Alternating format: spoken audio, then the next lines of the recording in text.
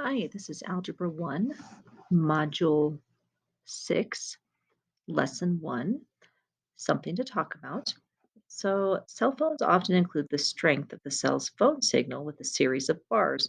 Logo below shows how this might look for various levels of service. So, we are looking at patterns again and seeing if we can figure out some things from them. So, as I'm going through here, my term is 1. Oh, figure 1. We've already got that on there, but I have 1 box, right, for figure 1. Figure 2 has 3 boxes. Figure 3 has 6. Figure 4 has 10. Okay, so assuming the pattern continues, draw the next figure in the sequence. All right, I'm going to be, so it looks like it's 1 tall, 2 tall, 3 tall, 4 tall. So this one needs to be 5 tall. 3, 4, 5. Okay, so it's gonna be my next one. Stair steps 5 high. And then how many blocks will be in figure 10? Well, this one has 15.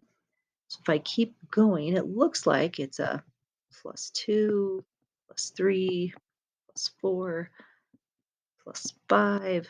So figure, it's figure 5. So figure 6 would be a +6. That'd be 21. Figure 7 would be plus 7. So that'd be a 28. Figure 8 would be adding 8. So that's 36. Figure 9 would be adding 9. That's 45. Figure 10 is adding 10. So that's 55 blocks in that one. So we kind of saw a pattern in there as we were going through. Just going to make a little table of this. And let's make it, I'm not going to have much space going here. I'm going to scoot down and draw it down below here. It says examine the sequence of figures and find a rule or a formula for the number of tiles. So as I was doing this, go across here. So my first figure had 1, my second figure had 3, third figure had 6, fourth had 10, fifth had 15, sixth had 21, seven had 28. And I noticed when I did this, it was a +2, +3, +4, +5, +6, +7. So I think I'm going to take these and put them on a graph just so I can kind of see what that looks like too. So keep this in mind. Let's do a quick graph.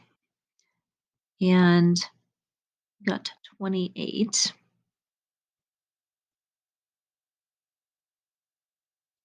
And 7. So 1, 2, 3, 4, 5, 6, 7.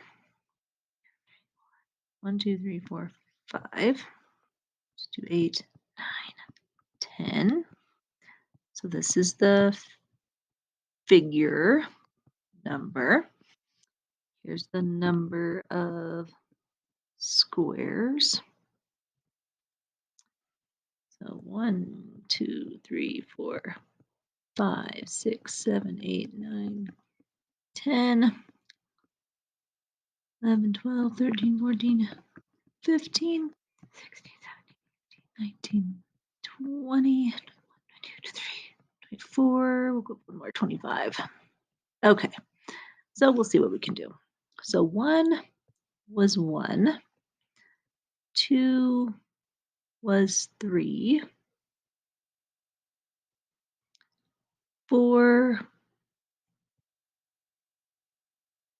was 6. No, 3 was 6. 4 was 10. 5 was 15. And 6 was 21. So we notice the curve on this is there's a curve. It's not quite the exponential curve, but it's um, definitely a curve and not a straight line. And that is also shown with our graph. If it was a straight line, this number would be the same. But we do notice that all of these are 1 apart. So let's just kind of note that while we're doing this. So we've got a constant, the second difference. This one's the first difference. That one's the second difference. So let's see what's going on here. I notice that um, when I go to my second term, I'm adding 2. When I go to my third term, I'm adding 3. Fourth term is adding 4. So it looks to me like the recursive function would be f of 1 equals 1.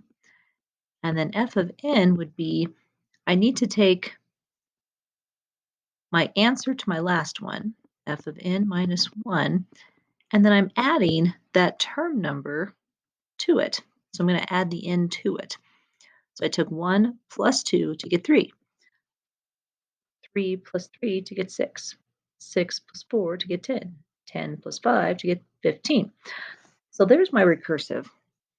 Now, as far as my explicit, I'm going to go back up here and look at my boxes. If I take these, this one's already a square, right?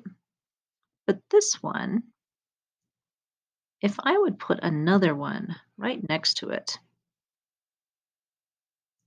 I get a, let's see, yeah, 2 by 3, right? No, it's not quite a square. Um, I think how. No, that's right. That's what I want to do. If I put 2 of these together, yeah, I get a 3 by 2. If I put another one of these across to be 1, 2, 3, notice I'd have a rectangle if I were doing this.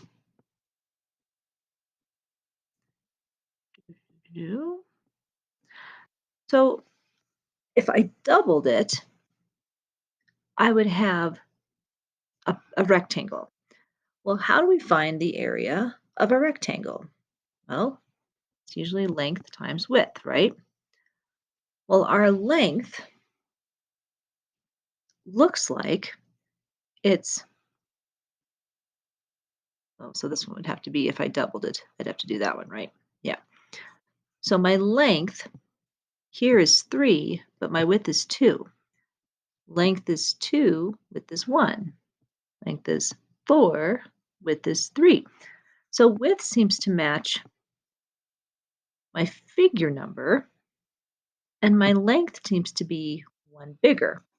So if I were going to do length times width, I would say my length is my n. That's my, no, my width is my n, right? Because that matches my term number. My length is an n plus 1. So I'd be multiplying those together. But that's for the full box. How much of the box am I actually using? Well, I'm using half. So when I put this together for my explicit formula, I'm going to do f of n equals, I'm going to rearrange it a little bit, half of n times n plus 1, right? Because if I did n right here, n, 3 times 4, n plus 1, 3 times 4 is 12, but I didn't need all 12. I just need half. That's 6. Same thing here. If I do n, 2 plus n plus 1 is 3. 2 times 3 is 6. I don't need all 6. I need half of that. That's 3. So here would be my rule or my formula for these guys. I have n's multiplying by each other. So that's what we were exploring for this one, kind of get us our introduction into quadratics. Thanks for joining us, and we'll see you next time.